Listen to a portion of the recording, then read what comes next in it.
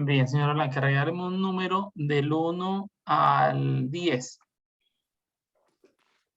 El 8. el 8. Entonces, contando a mi derecha, 1 Blanca, 2 Yolanda, 3 María del Pilar, 4 Daniela, 5 Alex, 6 Caro, 7 María, 8 Ana María. Ana María, ¿cuál fue el tema pasado? ¿De qué trató?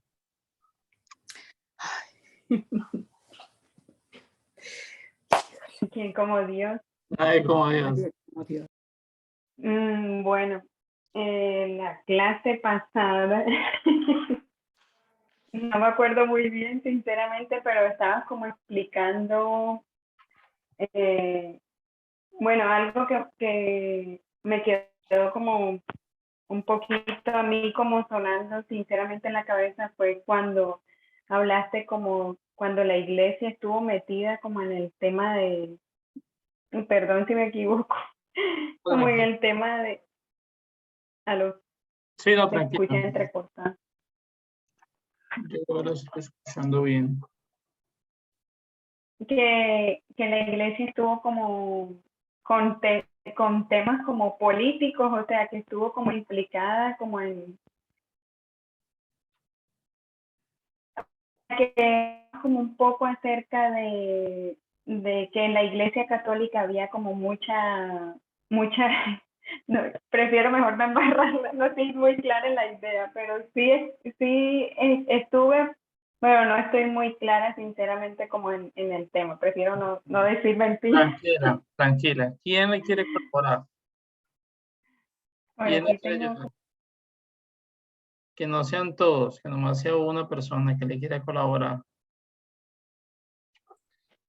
Sí, estamos hablando de la reforma protestante. Entonces veíamos unas causas religiosas y unas causas políticas, que es lo que menciona Ana María. Entonces, había muchas causas, como por ejemplo, criticaba mucho las riquezas de la iglesia, que los reyes nombraban a los obispos, que había un poco de desorden en la iglesia, y también era un ambiente en donde estaban en el Renacimiento, se estaba cambiando la forma de pensar de las personas, pasábamos de ser teocentristas a ser antropocentristas, y bueno, eso ayudó a que se sucediera esos cismas de separación de algunos grupos de la iglesia, y se sucedió la reforma protestante. Muy bien, sí, así es, don Carlos. Y ahí sucede la reforma protestante, que es precisamente lo que hace Martín Lutero con la exposición de cuántas tesis. A ver, ¿alguien recuerda cuántas fueron las tesis de Martín Lutero? ¿30 y qué? Ya que 95. ¿Cuánto? ¿40 y qué? 95. 95, muy bien, muy bien. 95 tesis que podemos sintetizar en unas ideas sencillas. ¿Cuáles serían esas ideas que podemos sintetizar? Solo fe, ¿de acuerdo? libre interpretación Solo escritura. solo escritura. Muy bien. Entonces, ante todo, pues ver cómo esas 95 tesis, de solo escritura, libre interpretación y solo fe, fueron básicamente la base por la cual pues Martín Lutero genera pues una de las separaciones más grandes de la Iglesia Católica. Bien, ¿quién como Dios? Nadie como Dios. Nadie como Dios. Después de Dios, nadie como María. Bien, entonces, el día de hoy, ¿qué es lo que vamos nosotros okay. El día de hoy, ¿qué es lo que nosotros vamos a aprender? Entonces vamos a entrarnos, vamos a ver si alcanzamos a ver la clase o el tema 5 y 6, vamos a ver que son complemento de este tema como tal. Entonces, permítame, aquí ya voy a empezar la proyección. A ver, espérenme, porque yo estoy aquí como enredadito. Ya no necesito este archivo. Ay, Dios mío. Ahora sí. Ya. Por favor, me confirman lo que ya ustedes puedan visualizar. Ya pueden ver mi pantalla, dice apologética, las obras y la salvación. Sí. Listo. Entonces, cuando nosotros nos adentramos a esta temática, que lógicamente también es importante, y vuelvo y repito, es como llamémoslo así, el complemento de lo que ya nosotros venimos viendo, es decir, esto que vamos a ver va a permitirnos ahondar aún más en cómo nosotros poder defender nuestra fe, porque lo que hemos hablado ha sido solamente historia, ¿sí? De ver los acontecimientos, las causas y demás, pero no nos hemos adentrado a, bueno, frente a esas posturas que hizo Martín Lutero, de qué manera nosotros podemos defender nuestra fe, ¿cierto? Y es allí cuando nosotros empezamos a hablar de lo que son las obras y la salvación, ¿listo? Que es como el tema central sobre el cual nosotros vamos a definirnos. Para eso nosotros tenemos que poder aclarar algunos temas que son importantes dentro de esta temática que estamos viendo. Por un lado, es importante definir algunos términos. Vamos a ver esos términos. Son 4 términos muy distintos entre sí. Tienen relación, obvio, pero son diferentes. Y es importante que nosotros logremos comprender cómo identificar, cómo diferenciar estos 4 términos para no confundirnos, porque uno diría, bueno, como que es lo mismo, no, tiene relación, pero no es lo mismo. Vamos con el primero, que es justificación. ¿Qué es la justificación? Entonces, la justificación es el proceso por el cual el alma es regenerada en la gracia.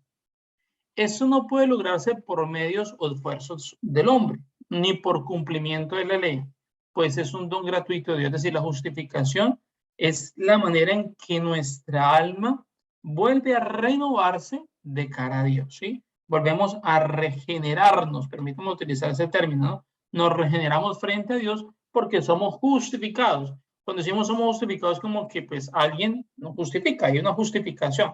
Mi alma se justifica, como que es como presentar excusas de, ¿sí? Entonces mi alma se regenera ante Dios porque tiene una justificación, ¿sí? O cuando usted no va a la escuela y le dice, bueno, ¿y cuál fue la justificación? ¿Usted por qué no vino hoy a la escuela? No, es que ayer, ¿por qué no vino ayer a la escuela? ¿Cuál es su justificación? No, es que estaba enfermo, es que tiene una cita médica, es que...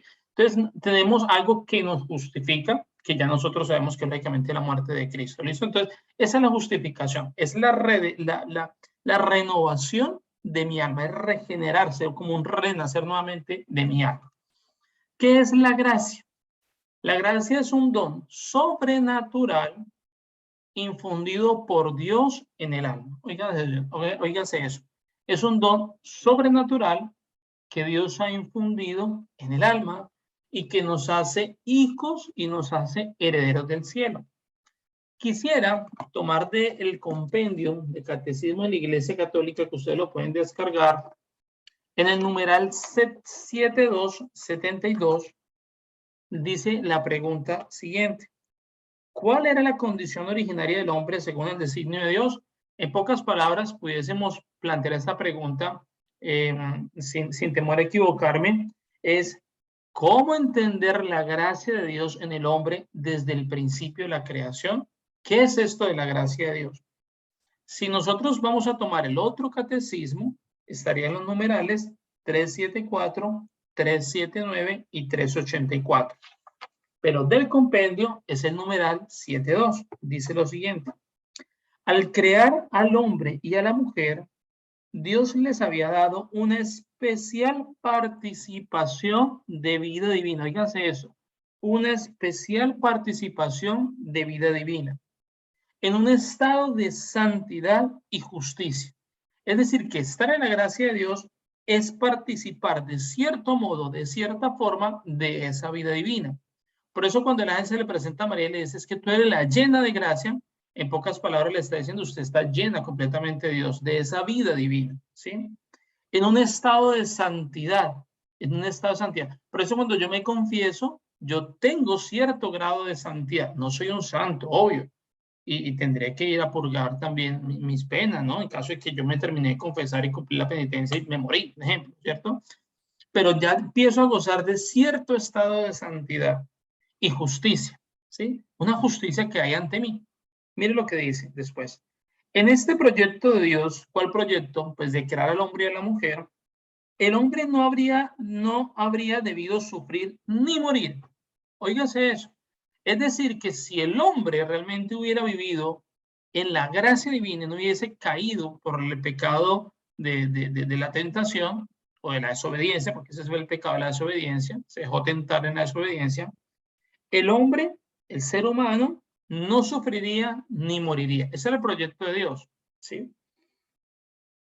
Ahora, como hubo un pecado, que fue el pecado precisamente de la tentación, desde la desobediencia, pues por ende viene la muerte.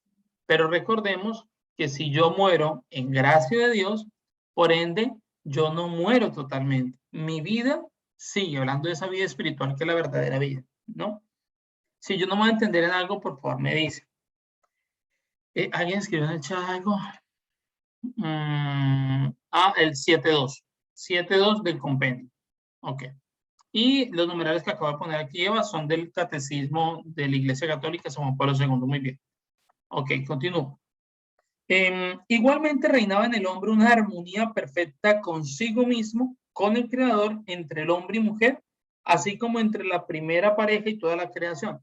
Por eso, cuando nosotros vamos al retiro, yo no sé si de pronto lo recuerdan, en retiro de conversión, se explica que cuando el hombre comete pecado, rompe la relación, primero con Dios, después consigo mismo, después con el hombre y con la creación.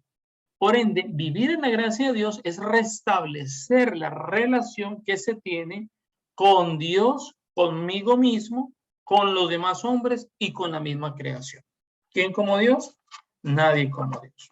Entonces, importante ese número para que nosotros lo tengamos allí en cuenta. Entonces, ya entendemos qué es esto de justificación, ya entendemos qué es esto de la gracia. Ahora, vamos a ver otros dos términos que también son importantes.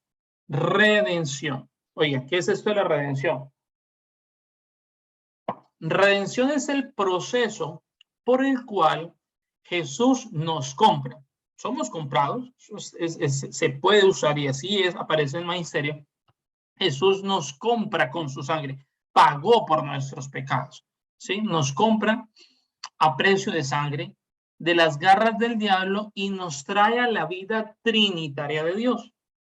Acto gratuito de Dios al hombre y solo Él la pudo efectuar. Es decir, la redención es la muerte de Cristo en la cruz y su resurrección, por la cual Él paga por mis pecados y hace que yo pueda heredar la vida eterna. Es decir, la redención es el proceso mediante el cual Cristo nos justifica para obtener la gracia santificada. En la redención Cristo me justifica delante del Padre para que yo, con mi arrepentimiento, tenga la gracia y vuelva al Padre nuevamente. ¿Sí me daba a entender con esto que he dicho? Tratando de relacionar un poco los tres términos que hemos visto. Incluso, aquí hago un pequeño paréntesis tomado de las meditaciones de Ana Catalina Emmerich, santa, aprobada por la Iglesia. Hay algo importante y es que cuando Cristo tuvo ese momento de la oración en el huerto, que sudó gotas de sangre, allí Cristo ya empezó a ver los pecados de toda la humanidad y por lo cual Él se iba a redimir. Por eso sufre tanto, ¿sí? Entonces, ese fue un primero, o desde ahí podríamos decir que empieza esa pasión de Cristo desde el momento de la oración en el huerto. No del momento en que lo llevan preso, sino desde el momento de la oración, porque ahí empezó Él a sufrir, empezó a darse cuenta qué era lo que realmente iba a pasar, de qué manera iba a sufrir y por qué se iba a entregar. Y es un momento muy fuerte para el mismo Jesús porque no se puede negar que el demonio siempre estuvo ahí también evitando que él quisiera. Y es también como decirle, mire, usted se va a redimir y mire tantos pecados, mire lo que hacen, lo que siguen haciendo y lo que van a hacer. ¿Qué es salvación? ¿Qué es salvación? Es el proceso por el cual yo acojo la redención, es decir, yo acojo el hecho de que Cristo muere, ¿sí? Porque Cristo muere, ahí está la redención. Cristo nos justifica y Cristo nos da la gracia en esa justificación. Pero depende de mí acoger esa redención. Entonces la salvación es el proceso por el cual yo, Cristian, acojo la redención. Es pura misericordia de Dios. No hay hombre por santo y justo que sea que pueda por sus méritos u obras redimirse. Es decir, yo no puedo por mí mismo redimirme, ¿sí? Me voy a tirar de un puente y me sacrifico por todo y ya me redimí a otros tantos. No, o sea, es imposible, ¿no? No hay mérito alguno, ¿sí? Esta redención solo puede ser hecha por el mismo Dios. ¿Por qué? Porque Él, quien ha creado al hombre, pues es capaz de redimir al mismo hombre como tal. ¿Quién como Dios? Nadie como Dios. Entonces espero que ya tengamos claro estos términos: justificación, gracia, redención y salvación. Antes de continuar, quisiera preguntar a alguien que de pronto no haya quedado con alguna duda, yo lo haya terminado de confundir más, o hasta ahí vamos bien. Bien. Entonces creo que vamos bien hasta ahí. Ahora bien, ya teniendo claro nosotros estos 4 términos, permítame, ok. Entonces, hay que señalar algo importante. En el Concilio de Trento, escúchense en esto, el Concilio de Trento en el año 1534, Concilio de Trento, 1534, mire lo que dice en el canon número 1 de ese Concilio de Trento. Voy a leerlo literal como dice. Si alguno dijere que el hombre puede justificarse delante de Dios por las obras que se realiza por la fuerza de su humana naturaleza o por la doctrina de la ley, es decir, por cumplir simplemente la ley, sin afirmar que recibe esa gracia divina por Cristo, sea anatema, es decir, sea un maldito, ¿sí? Es decir, que nosotros, obvio, nosotros hacemos un esfuerzo, hacemos lo que nos corresponde, esas obras que tenemos que hacer para poder obtener de esa redención. Pero yo decir que por mi mero esfuerzo yo tengo la redención, pues estaría mal, porque es esas obras que yo hago, pero siempre acogiendo la redención de Cristo. Porque si yo pretendo hacer simples obras sin aceptar la redención de Cristo, pues ¿qué salvación voy a querer? ¿Sí? Simplemente querer un beneficio propio, un beneficio a nombre mío y ya, pare de contar. Es importante tener claro eso. Ahora viene la pregunta. Recordemos nosotros que Martín Lutero, él afirmaba de que las obras no, solo fe. Y recuerden muy bien que dentro de las afirmaciones que él hace es que yo puedo ser un gran pecador, pero si tengo fe me puedo salvar, ¿sí? Y como que las obras no cuentan. Entonces, frente a este tema de las obras, la pregunta será, ¿y será esto cierto de que realmente las obras no sirven? Es decir, ¿será que yo por la mera fe, por decir, Señor, ya soy salvo? ¿O qué viene a ser las obras dentro de ese proceso de salvación? Entonces viene la primera cita bíblica, que es el libro de los Corintios, capítulo 13, versículo 2. Miren lo que dice. Y quiero empezar con esto, ¿por qué? Porque resulta que cuando nosotros, y seguramente nuestros hermanos separados, si en algún momento entramos a dialogar con ellos, nos van a atacar y nos van a decir, oiga, pero mire lo que dice San Pablo. San Pablo en la carta a los Romanos, capítulos 3, versículo del 27 al 28. Oiga, yo le voy a leer. Romanos, capítulo 3, versículo del 27 al 28, va a decir San Pablo que las obras no sirven para nada. Allí San Pablo, las obras no sirven para nada. Pero lo que se desconoce es el contexto del cual está hablando San Pablo. Y San Pablo está hablando de las obras que se hacen solo de acuerdo a la ley judía. Si había algo que pasaba en los judíos, y especialmente pasaba en los que eran líderes del judaísmo, es que ellos tenían, en los escribas especialmente, ellos tenían muy marcadas las normas de la ley. Un ejemplo de eso es la parábola del buen samaritano. Pasó un sacerdote, pero no lo tocó. Dio un rodeo. Pasó un levita, no lo tocó. Porque según la ley, el tocarlo hacía que quedaran impuros. Y si quedaba impuro, debía hacer un proceso para quitar la impureza, según la ley judía, ¿sí? Por eso no lo tocaron. Por eso vino un samaritano que no cumplía la ley judía y tuvo misericordia de ese hombre. Y pregunta Jesús, ¿quién fue el más misericordioso? El samaritano, ¿sí? Entonces, si lo vemos desde ese ángulo, como le dice San Pablo, o sea, las puras obras que se hacen desde la ley no sirven para nada, porque nos terminan alejando de Dios. Y los judíos tienen algo y es que ellos no querían errar en nada.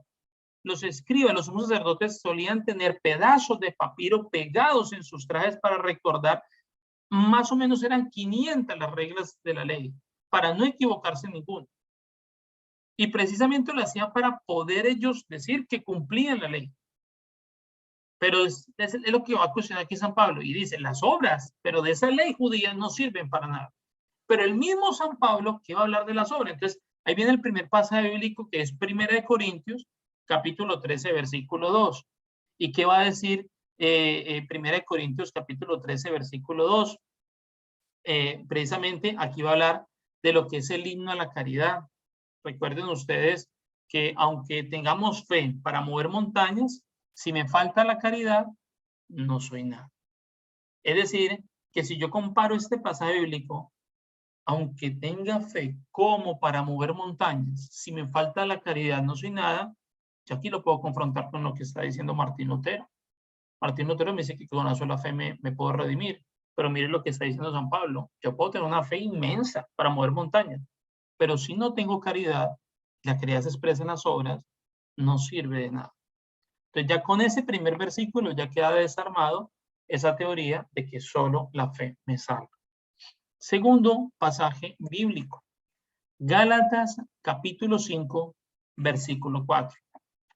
Gálatas. De la carta del apóstol San Pablo a los Gálatas, capítulo 5, versículo 4. Habéis roto con Cristo todos cuantos buscáis la justicia de la ley. Habéis caído en desgracia. Miren lo que está diciendo acá. ¿Y por qué está afirmando esto? Precisamente porque no solo basta solamente con cumplir la ley. No solo basta con hacer lo que dice la ley. Porque si hacía desde el judaísmo hacer lo que dice la ley, se alejaba completamente de Dios. Se rompía esa relación de Dios. Miren que si uno se pone pronto a analizar un poco el sentido del judaísmo, que también pues merece mi respeto, pero en cierta medida ellos erran al punto de rechazar por completo al mismo Cristo. Estoy hablando del judaísmo de ese momento, al rechazar por completo al mismo Cristo, porque sea un Cristo que viene a cuestionar el actuar del mismo judaísmo, ¿sí? ¿Qué es lo que pasa, por ejemplo, en el templo? Él va a hacer un revolcón en el templo, que es cuando va a echar a todos los que están allí vendiendo y demás, porque va a revolcar de la manera en que se creía que estaba bien hacer muchas cosas, ¿no? ¿Qué es lo que pasa con María Magdalena? ¿Sí? ¿Qué es lo que decía la ley? La mujer que se encontraban a una mujer en adulterio, pues tenían que apedrearla, ¿sí? Pero entonces nunca se mira al hombre, ¿sí? Porque era una cultura también, por cierto, machista, ¿sí? Pero entonces, ¿dónde está también la caridad? ¿Dónde está la obra? Por eso Jesús cuestiona. El que esté sin pecado, que tire la primera piedra. Entonces, la ley por la ley no tiene sentido, ¿sí? Yo no, y esto visto desde un punto de vista lógico también tiene razón. Yo no paro en un semáforo por simplemente parar en un semáforo que está en rojo. Es porque tiene un sentido. O sea, yo no simplemente cumplo las cosas o las leyes civiles, yo no las cumplo por simplemente cumplirlas, sino porque tiene un sentido, porque es que si yo paro en un semáforo, pues ciertamente me estoy preservando mi vida y la vida de los demás.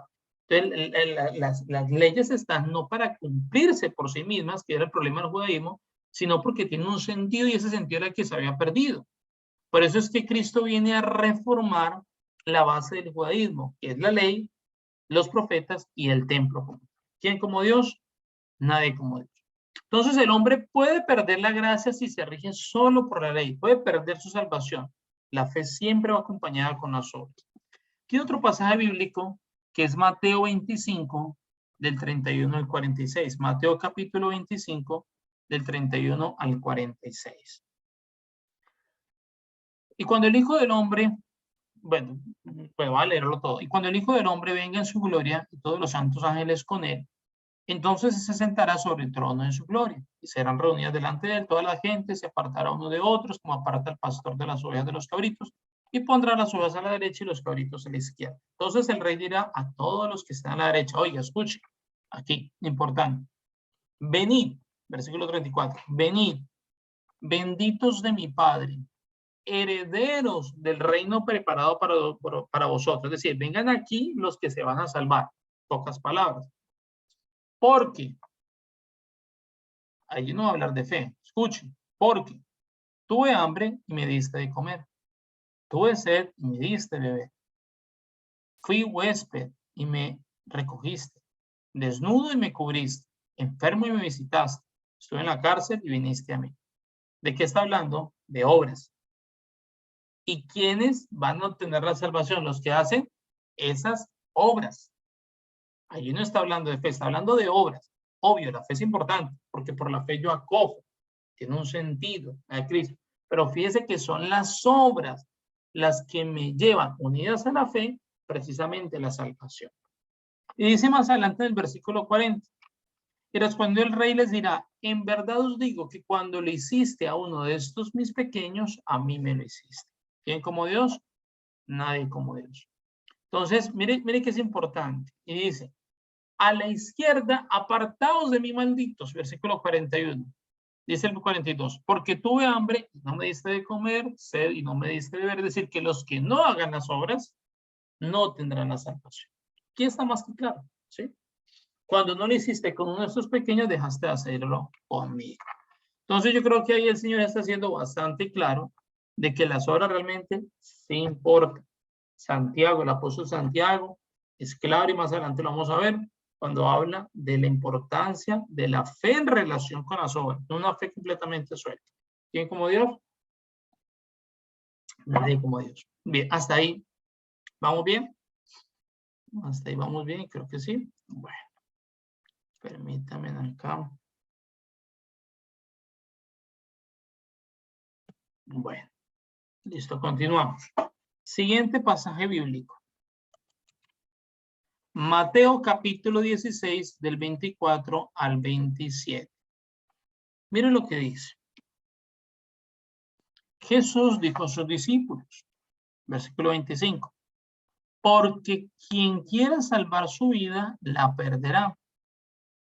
Y quien pierda su vida por mi causa, la hallará. Pues ¿de qué le sirve al hombre ganar el mundo entero si pierde su propia alma? ¿Qué podrá dar un rescate de sí mismo?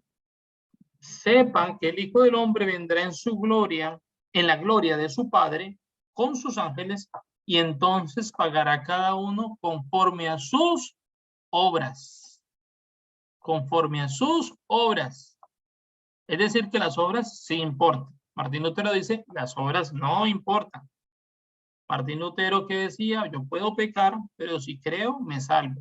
Y mire lo que está diciendo acá. Sepan que el Hijo del Hombre vendrá en la gloria de su Padre con sus ángeles y entonces pagará cada uno conforme a sus obras. ¿Listo? Entonces, otro versículo que nos ayuda a nosotros a defender eso de que las obras realmente no interesan. Bien, hasta ahí creo que vamos bien. Bueno. Incluso aparece otro pasaje bíblico que es interesante, que es Mateo capítulo 19 del 16 al 23. Capítulo 19, versículo del 16 al 23. Un joven se le acercó y le dijo, maestro, ¿qué debo hacer para ganar la vida eterna? Jesús le contestó, ¿por qué me llamas bueno? Uno solo es bueno, pero si quieres entrar en la vida, cumple los mandamientos. El cumplimiento de la ley. El joven dijo, ¿cuáles? Jesús respondió, no matarás, no adulterarás, no hurtarás, no dirás falso testimonio, honrarás a padre y madre, amarás al prójimo como a ti mismo. El joven dijo, todo esto lo he guardado, es decir, he cumplido la ley. ¿Qué más me falta? Jesús le dijo, si quieres ser perfecto, anda, vende lo que tienes y dale a los pobres. Es decir, eso le está diciendo, venga, no solo el cumplimiento, falta algo más. ¿sí? Vende todo lo que tienes y dalo a los pobres. Y tendrás un tesoro en el cielo. Es decir, que si él, habiendo cumplido la ley y realizando esto que Jesús le está pidiendo, que es una obra, va a poder obtener la salvación. Obtendrás un tesoro en el cielo. Después ven y sígueme. Oyendo el joven estas palabras, se fue triste porque tenía muchas posesiones. Entonces Jesús dijo a sus discípulos, en verdad os digo que un rico difícilmente entrará en el reino de los cielos. Y entonces aquí no podemos decir nosotros, yo como estoy entre los pobres, yo sí voy a entrar. No. El problema aquí es el apego que se tiene a las cuestiones materiales y el apego que nosotros también podemos tener, ¿sí? Ese apego que tenemos a un vehículo, a una casa, a unos medios electrónicos. No quiere decir con eso que no los cuide, obvio, los cuido, porque es algo que Dios me da y me presta un servicio, ¿sí? Pero muchas veces el apego. Y con esto haré un pequeño paréntesis, contarles una historia que no es, apareciera, muchos dirán ciencia ficción, pero no es ciencia ficción. Y sé que de pronto Alex conocerá historias similares de misioneros. Este misionero se llama Uldarico, vive en Pitalito, un pueblo del Huila, pero estando viviendo en Neiva, a él pues se fue una noche pues, a la formación de misionero normal que iba, y cuando sale la formación, la moto que él tenía pues no estaba, no hallaba en la moto, o sea, se la robaron, ¿sí?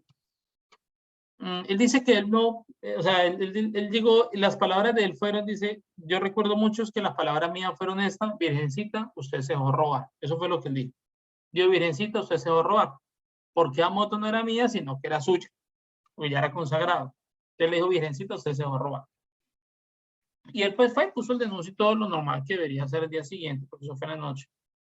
Pero al sábado siguiente le apareció la moto, o curioso, le apareció la moto, lo llamaron, que han encontrado la moto, estaba pues nombre de él y todo, y estaba en una gruta, le habían dejado frente a una gruta de la Virgen María. Entonces uno dice, ¿y ahí qué? ¿Sí? El apego, ¿no? ¿Sí? Pero digo, algunos dirán ciencia ficción, no ciencia ficción, conozco a Darico, y él le pasó esta historia, ¿sí? Y a otros más también ha pasado cosas similares. Entonces uno dice, ¿y por qué? Porque precisamente a veces el apego que nosotros tenemos no nos deja avanzar, no nos deja dar un poco más, ¿sí? Ahora, no nos quedemos solamente en la parte material. Miremos el apego a ciertos afectos, a ciertos pecados, a ciertas situaciones del pasado. Hay cosas de nuestro pasado que no nos están dejando avanzar. Hay cosas de atrás que no nos están permitiendo dar un paso. ¿Sí? Vamos a un retiro de conversión y sentimos que nos falta, porque tenemos un apego, nos falta dar más, nos falta entregar, nos falta aprender a decir totus tus María. Dime cuán importante es esto. ¿Quién como Dios? Nadie como Dios. Bien, siguiente pasaje que nos ayuda también a la defensa de la fe. Perdón que yo a veces voy también diciendo otras cositas que también nos sirven en nuestra formación como misionero. Romanos capítulo 2, versículo del 5 al 6. Romanos capítulo 2, versículo del 5 al 6. Si tu corazón se endurece y te niegas a cambiar, te estás preparando para ti mismo un gran castigo para el día del juicio. Cuando Dios se presente como justo juez, Él pagará a cada uno de acuerdo con sus obras, dice el versículo 6. ¿Listo? Entonces, para que tengamos presente, nuevamente allí hace mención de que Dios pagará a cada uno según sus obras. Ahora vayamos al Evangelio de San Lucas, capítulo 19, versículo del 8 al 9. Es un pasaje muy interesante, es una historia que a mí también me llamó mucho la atención porque es la historia de Zaqueo. Zaqueo, al convertirse, él entregó la mitad de sus bienes a los pobres. Jesús exclamó, hoy ha entrado la salvación a esta casa, no por simplemente acoger a Jesús, sino porque realmente él tuvo un desapego, hizo una obra y esa obra le puede permitir a Zaqueo tener esa salvación, ¿sí? Entonces, no basta solamente yo creo en Jesús y yo voy hasta un árbol, pero fíjese que él toma la iniciativa, va y se sube a un árbol para poder ver a Jesús porque él era muy bajito, ¿sí? Pero fíjese que gracias a esa obra que él hace, no antes, Jesús lo dice, sino después de que ya Zaqueo toma la decisión de hacer esa obra, hoy ha llegado la salvación a esta casa. Bien. Siguiente pasaje bíblico. Apocalipsis, capítulo 20, versículo del 12 al 13. Apocalipsis 20, del 12 al 13. Y vi a los muertos, grandes y pequeños, que estaban delante de Dios, y los libros fueron abiertos, y otro libro fue abierto, el libro de la vida, y fueron juzgados los muertos por las cosas que estaban escritas en los libros, es decir, cada uno según sus obras. Fueron juzgados según sus obras. Es decir, que Dios sí tiene en cuenta las obras para nuestra redención. Entonces vuelve nuevamente. Eso de quedarnos con la afirmación de Martín Lutero, de que las obras no cuentan, no es cierto, porque bíblicamente lo está diciendo. En el juicio final, las obras del libro de la vida, esas obras contarán realmente, ¿sí? Y aquí hago otro pequeño paréntesis, lo dice Rodrigo Jaramillo, que insiste mucho en que tratemos siempre de que las obras que nosotros realicemos, la hagamos en gracia de Dios, porque tiene un mayor valor, tiene un mayor sentido y porque nos aporta nuestro proceso de salvación. ¿Listo? Importante es que las obras que hagamos, las hagamos, ojalá, estando en gracia de Dios. ¿Listo? Y aparece otro pasaje bíblico que es 2 Corintios 5, del 8 al 10. Por eso, no viene incluso el deseo de salir de este cuerpo para ir a vivir con el Señor. Por eso nos viene incluso el deseo de salir de este cuerpo para ir a vivir con el Señor. Pero al final, sea que conservemos esta casa o la perdamos, lo que nos importa es agradar al Señor, pues todos hemos comparecer ante el tribunal de Cristo para que cada uno reciba según lo que ha merecido en la vida presente por sus obras, buenas o malas. ¿Sí? Es decir, que las obras cuentan. Lo bueno para lo bueno y lo malo para que nos resten. ¿Sí? Entonces, ¿cuán importante es eso? Es decir, las obras sí. Entonces, fíjense que hay muchos pasajes bíblicos que contradicen esto de que las obras no importan. Muy bien.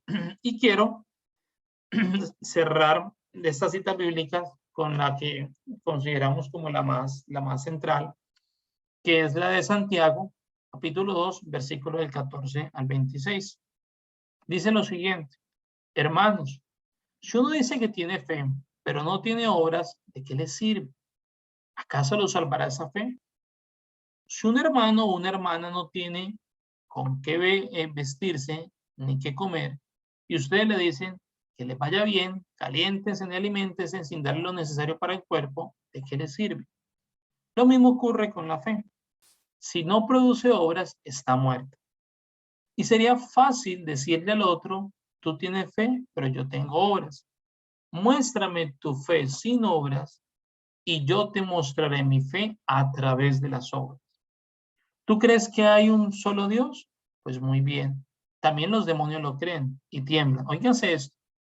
Los demonios también creen que existe Dios y tiemblan ante Dios. Tienen temor de Dios, en pocas palabras, ¿sí? Y le tienen temor a Dios los demonios. Es decir, pudiésemos decir, y no quiero con esta expresión caer en herejía, pero si hablamos de fe por un creer, los demonios también creen en Dios, al igual que Martín Lutero cree en Dios, ¿sí? Pero no por eso están salvados, ¿sí? Es como para entender un poquito en mis palabras este pasaje bíblico, esta parte sí. También los demonios lo creen y tiemblan. ¿Será necesario demostrarte, si no lo sabes todavía, que la fe sin obras no tiene sentido? Abraham, nuestro padre, ¿no fue reconocido justo por sus obras cuando ofreció a su hijo Isaac sobre el altar? Fíjense que esa obra llevó a que realmente Dios tomara a Abraham para la misión que tenía. Ya ves que le fue acompañada a sus obras, y por las obras su fe llegó a la madurez. Por las obras su fe llegó a la madurez. En pocas palabras, aquí viene algo interesante y es: ¿por qué no hemos podido avanzar más en la fe? ¿Por qué a veces me cuesta creer más? Entonces, revisemos las obras que estamos haciendo. ¿Qué tipo de obras yo estoy realizando? ¿Cómo estoy en las parta simplemente las obras de misericordia? ¿Cómo estoy practicando las obras de misericordia? Que como Dios, nadie es como Dios. Ahí me perdí. Abraham creyó en Dios y por eso fue reconocido justo y fue llamado amigo de Dios. Entiendan pues que uno llega a la verdadera rectitud a través de las obras y no solo con la fe. Lo mismo pasó con Rahab, la prostituta. Fue admitida entre los justos por sus obras, por haber dado hospedaje a los espías y porque los hizo partir por otro camino. Porque así como un cuerpo sin espíritu está muerto, así también la fe no produce, quien no produce obras está completamente muerta. Entonces fíjense que aquí Santiago va como a sintetizar, carta del apóstol Santiago va a sintetizar todo lo que hemos dicho y va a hacer esa relación estrecha entre la fe y las obras. ¿Listo? Por eso está allí como al final. ¿Quién como Dios? Nadie como Dios. Y después de Dios, nadie como María. Bien, ¿cómo vamos hasta ahí? ¿Vamos bien o vamos? ¿Sí? ¿Alguna preguntita? Porque aquí ya termina, aquí ya terminó la clase número 5. En esta parte ya terminó la clase número 5. ¿Listo? Entonces quisiera saber si aquí hay alguna pregunta, alguna duda. Bien. La clase número 6 no creo que la logre terminar. No creo que la alcancemos a terminar. Pero quisiera adentrarme un poco porque también tiene mucha relación. Y es hablar precisamente de la relación que hay entre la iglesia y la Biblia. La relación entre la iglesia y la Biblia, tranquilos que yo a las 9 minuticos, yo corto 8 minuticos. La iglesia y la Biblia. ¿Qué relación hay entre la iglesia y la Sagrada Escritura? Entonces, mire que es importante decir que es lo que nosotros hemos venido aprendiendo y tomo un poquito lo que también aprendimos. Si ustedes se han dado cuenta, todo lo que vamos aquí viendo tiene mucha relación con lo que hemos visto con San Lorenzo. Hay cosas que aquí no están en San Lorenzo y cosas que en San Lorenzo, o sea, que no están acá. Entonces es un complemento muy, muy interesante. Pero como en San Lorenzo aprendíamos esto de que el magisterio tiene esa custodia del depósito de la fe, ¿sí? Y precisamente el magisterio custodia, cuida lo que es la sagrada tradición o esa tradición apostólica, que es lo que hemos aprendido por los apóstoles, por los obispos, lo que se ha transmitido, ¿sí? Y yo en esto no me voy a tener mucho porque ya lo hablamos cuando hablamos de sagrada tradición, que fue la clase creo que número 2, 3 de San Lorenzo. Allí están los videos para que si alguien tiene dudas de pronto se remita un poquito allí. Pero también de cómo la iglesia se encarga, o el magisterio se encarga también de custodiar precisamente la Sagrada Escritura. Y eso tiene un sentido bastante lógico. Y es porque no podemos nosotros pensar de que la Escritura se debe interpretar por mera gracia que yo puedo creer tener. Es como que yo la interpreto a mi modo, ¿sí? No, porque realmente yo tengo que entender qué es lo que viene por esa tradición apostólica. ¿Cuál es el contexto que hay? Mire que eso tiene algo bastante lógico. Cuando nosotros en el colegio aprendíamos, en la escuela, aprendíamos algún libro, íbamos a leer algún libro con un profesor de literatura. En mi caso, leíamos libros de un escritor, Gabriel García Márquez y otros más. Siempre los profesores de literatura empezaban explicándonos el contexto. Cuándo se escribió, por qué se escribió, el sentido que tenía, qué acontecía en la vida. Para nosotros poder entender esos libros, era necesario ver el contexto. Entonces, si en algo tan simple, en algo tan normal, en algo tan común, en algo tan social como es un libro cualquiera, es importante el contexto, como para nuestra fe, que la Sagrada Escritura no va a importar el contexto. Lo que pasa es que el contexto a veces se acoge para lo que nos conviene, pero para lo que no nos conviene no. Entonces, por eso el magisterio se encarga de custodiar estas dos cosas. Se encarga de custodiar la Sagrada Escritura y lo que viene por tradición apostólica. Y para eso hay un pasaje bíblico que es 1 Corintios capítulo 5, capítulo 15, versículo del 1 al 2. Entonces, permítame, aquí ya lo ubico. Dice lo siguiente.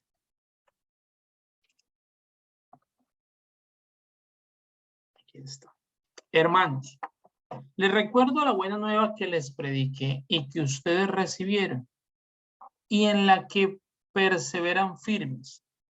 Por ese evangelio ustedes se salvan. Como tal que lo guarden, tal como yo se los prediqué. De otro modo, han creído en vano. Entonces, fíjense que pide aquí San Pablo que guarden eso tal como lo ha predicado, tal como nos lo ha enseñado. Es decir, no solo basta con la predicación, sino tal como Él nos lo ha enseñado, tal como nos lo ha guiado. Entonces, es importante que la iglesia trate siempre, y esto lo ha hecho siempre y siempre busca, custodiar la Sagrada Tradición y la Sagrada Escritura. ¿Quién como Dios?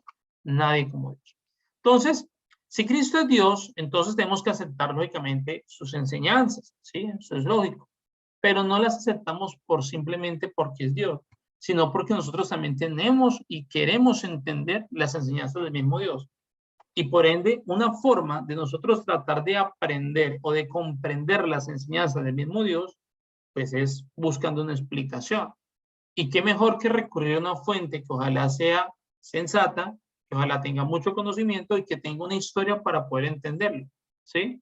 Es como a veces esa fe, yo lo aprendí así, la fe de la viejita del pueblo, ¿sí? ¿Y usted por qué cree eso? No, porque el padre lo dice, ya. Yo creo porque el padre, no, tenemos que encontrar las razones de nuestra fe. Por eso también nosotros estamos acá en este proceso de formación. Por eso también nosotros nacemos misioneros, para realmente comprender en mayor profundidad el sentido de nuestra fe. Y es lo que pasa también en la iglesia. No solo basta con enseñar o con mostrar lo que está en la Sagrada Escritura, sino que la tradición apostólica realmente le da vida también a la Sagrada Escritura porque intenta explicar, intenta reforzar, intenta hacer que entendamos lo que realmente aparece allí explicado, ¿sí? O aparece allí escrito. Porque si nos quedamos con los meros textos, quedaremos con múltiples dudas y quedaremos vacíos en muchas cosas e incluso podríamos equivocarnos. Entonces, cuán importante es que no se haga una interpretación así libre, espontánea, ¿sí? Sino que realmente se haga a la luz del magisterio. Por eso incluso en Lazos de Amor Mariano se recomienda mucho tratar de guiar, dejarnos guiar por el magisterio. O sea, hay algo que nosotros en Lazos de Amor Mariano es que amamos el magisterio realmente. Somos obedientes y amamos completamente el magisterio. Y por eso debemos recurrir siempre al magisterio. Miren, nomás, aquí hay un dato muy curioso. Los sacerdotes, las religiosas, cuando ellos en las mañanas se levantan y hacen en sus oraciones diarias, realizan una oración que se llama la liturgia de las horas, la primera oración que se hace antes de las laudes. Y en la liturgia de las horas se hacen meditaciones de ciertos pasajes bíblicos, pero a la luz del magisterio. Entonces aparece qué meditaciones sobre eso han escrito ciertos doctores de la iglesia, ciertas personas que ya llevan, que han hecho parte de la iglesia. ¿Qué ha escrito? ¿Qué hay en el magisterio para poder a la luz de eso, el sacerdote guiarse, para poder a la luz de eso, la religiosa también orientarse? Entonces, es como un pequeño ejemplo que quiero traer aquí para entender esta parte. Don Carlos. No, quería decir que también es importante mencionarlo, que Jesucristo cuando se fue, pues dejó a la segunda persona a la tercera persona de la Trinidad, que es al Espíritu Santo. Y él lo dejó directamente sobre los apóstoles, ¿cierto? Ellos fueron los que recibieron ese Espíritu Santo y ellos son los que van transmitiendo mediante la tradición apostólica, van transmitiendo en toda la iglesia, y ese Espíritu Santo es el que es el revelador, es el que permite hacer una correcta interpretación de las escrituras y también de la sagrada tradición.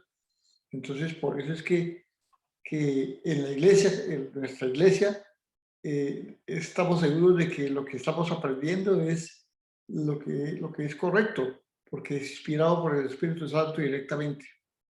Muy bien. No, eso es muy cierto. Siempre se acuerda del Espíritu Santo y es el que realmente sostiene y da vida a la misma iglesia, ¿no?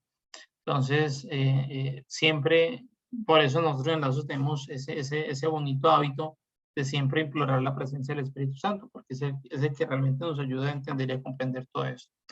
Bien, vamos a dejar hasta ahí, que sé que ya son las 9:30 y sé que también hay muchas cosas, sé que también ha sido mucho, y porque la siguiente parte no la puedo explicar yo en 2 minuticos, porque es sobre una pregunta y es, ¿ordenó Cristo escribir libros?